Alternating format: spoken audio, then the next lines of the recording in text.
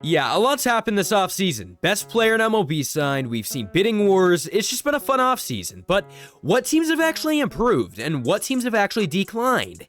We're going to go ahead and list 5 that have declined and 5 that have improved. Starting off with the Kansas City Royals, you have to say, this team has improved dramatically. The last time that they were in the playoffs was 2015.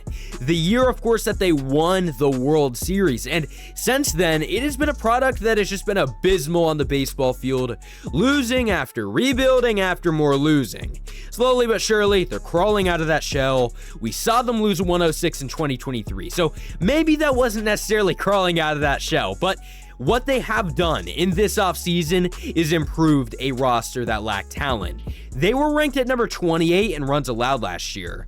So what did they do? Well, they made moves. They went ahead and attempted to revamp this rotation, signing Michael Wacha, a man who in back-to-back years put up a 3 ERA. $16 million a year for 2 seasons? Yeah, not shabby at all. They also signed Seth Lugo for 3 years, of course a veteran pitcher who really looked nice last year. Not to mention, they added righty power into the lineup, of course aka Hunter Renfroe. I'm not saying that this is some sort of a playoff team, but it surely has the pieces to be competitive in what is a very weak AL Central in 2024. Now moving on to a team that has just really declined, we have the Pittsburgh Pirates. I love the Buccos. You guys know they're my NL team every single year, but every year is really the same thing. A team that's rebuilding with not much momentum, poor ownership. Last year was just underwhelming, and looking at their projected 2024 opening day roster, it's not going to be much better than last year's team.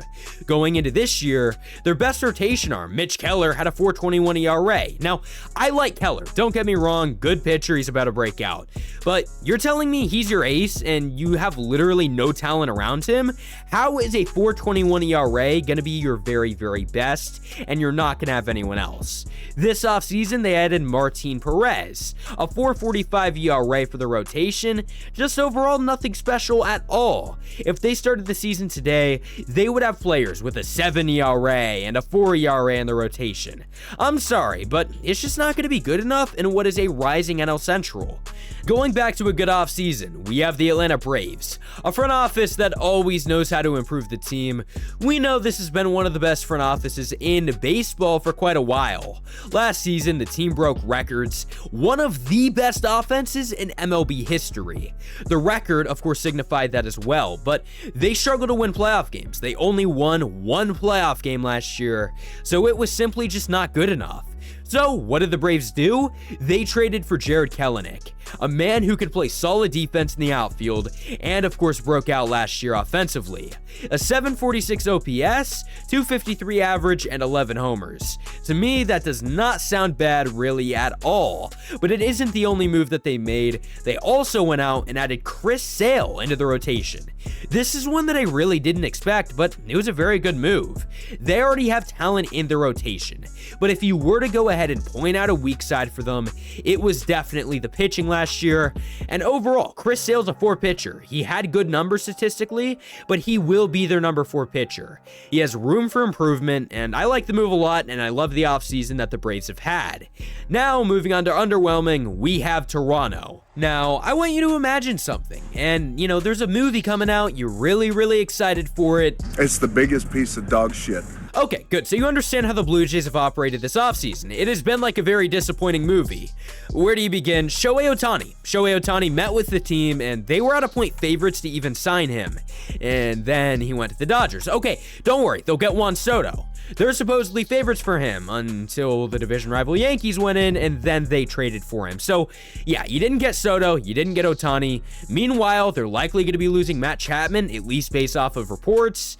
I think if you're a Blue Jays fan, you have to be disappointed. The division's only getting tougher, and the Blue Jays are only getting worse. But there is a lot of room to go ahead and improve. There is a path for success. Go and sign Cody Bellinger for the outfield, and go and sign Jorge Soler to be your DH. But until I see a player wanting to be a Blue Jay, I'm going to go ahead and call this offseason a bad one. Now for our third team, who's actually had a good offseason, we got the Giants. There's a lot to talk about. You know, they've done a lot. 79 win team last year, they're not good. And then they go ahead into this offseason and they're like, okay, we need to retool completely, and that's exactly what they've done. They signed Jung-Hoo Lee at the beginning of this offseason, a Korean outfielder who is a contact merchant, and he also has pretty good defense in their outfield. Not to mention, they traded Mitch Haniger for Robbie Ray. Ray had a 3.71 ERA in 2022 and a 2.84 ERA in 2021. He was injured almost all of last year, but I think that Robbie Ray could really be a good addition for this rotation. But just wait, that isn't the only move that they made. They also signed Jordan Hicks to a very big contract. We had a 4-year, $44 million contract that they brought him in for. He's a bullpen arm, or at least he has been for a while, but they plan on moving him into the starting rotation. It'll be interesting to see how that goes, but overall, we know that Hicks is a good player, we know that Ray is a good player, and that Lee has the potential to be. I'm excited for this Giants team. They are definitely much improved. Now, for a third team who has declined, Minnesota! Yeah, okay. Well, the Twins won their division last year, but at the same time, it was the easiest division in baseball. Not saying that they weren't good, because they actually were. They had a great rotation. But whenever you go ahead and look at this team, they have made 0 moves so far that have indicated that they want to get better. All that's happened is they lost pitching. Pitching was their strength last year, and it's currently being taken away from them. You go and look, they lost 2.79 ERA Sonny Gray as he signed with the Cardinals, so he's gone. The Twins also signed Kenta Maeda as he signed with the Tigers. 2 rotation arms, gone just like that. Offensively and defensively, they will be losing Michael A. Taylor. Taylor had 21 home runs last year, and he has one of the best gloves in the league. Losing talent and not adding anything will result in a decline. You'll see it in 2024. But our next team has improved in so many different ways. We have the D-backs. They lost the World Series, and they improved the team at just about every level. For the rotation, they signed Eduardo Rodriguez. Now, I'm really excited because you go and look, the 2023 team had Gallen, Kelly, and Fott. They were good, but they lacked one more guy. Rodriguez has shown to be that guy. I don't expect a 3.30 ERA like what he did last year, but I do expect a very good year from him, more so a positive than a negative, obviously.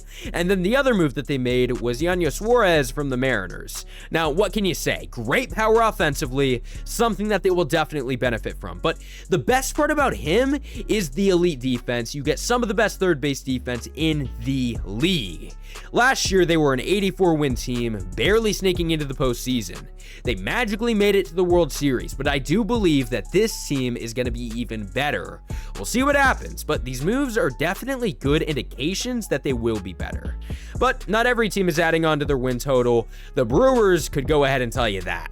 The Brewers won 92 games last year, winning the NL Central. Unfortunately for them, they've lost about every single big piece of that team. Starting with Brandon Woodruff. Woodruff had to get surgery last year, and he's also a free agent. He put up a 2 ERA, so you won't be able to replace him. They lost their manager, Craig Counsell, and even their general manager, so I think it's pretty clear to everyone that they are headed towards a rebuild. Corbin Burnes, the ace of the team, he has an expiring contract. He could be traded any day now, quite literally. The Brewers are headed towards, I guess, a new rivalry, and that rivalry is going to be for who gets 5th place in the division, and that'll be between them and the Pittsburgh Pirates. Now, a team that won't be fighting for 4th is the Cincinnati Reds. It's important to remember, they have one of the youngest rosters in the league. A lot of their players had to adjust in 2022 and 2023. 2024 is going to be a year that you see a lot of them break out, from Hunter Green to Elly De La Cruz. Those players alone are going to be helping this team improve. But if you go ahead and look at their offseason additions, they have been even more fun. For the rotation, they got Frankie Montas. Montas was a well above average pitcher, really just not too long ago. Unfortunately, he had a bad second half of the Yankees in 2022, and he didn't pitch at all in 2023 because of an injury. Numbers-wise and performance-wise, he was awesome in the first half of 2022 and all of 2021. Montas is going to be a really nice signing for the Reds. Offensively, they signed Jeimer Candelario, the 30-year-old mashed for the Cubs last year, hitting for good average, good pop. He also walks a decent bit. I think that he's going to be a great piece for the the Reds lineup. I'm telling you, watch out for the Reds. Last year, I thought the same thing, but this year, I do think it's a little bit of a better team. For our last team on this list, we have the Miami Marlins. Finally, they make it into the postseason, roster looks good, constructed in a very good way.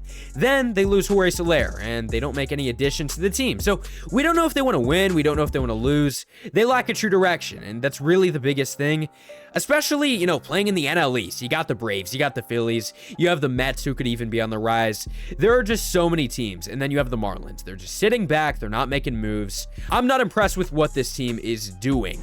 There's way too much bad to outweigh the good on this team. What do you think about this list? Why am I totally wrong? Why am I totally right? I hope you guys enjoyed. Subscribe if you haven't already, and peace out.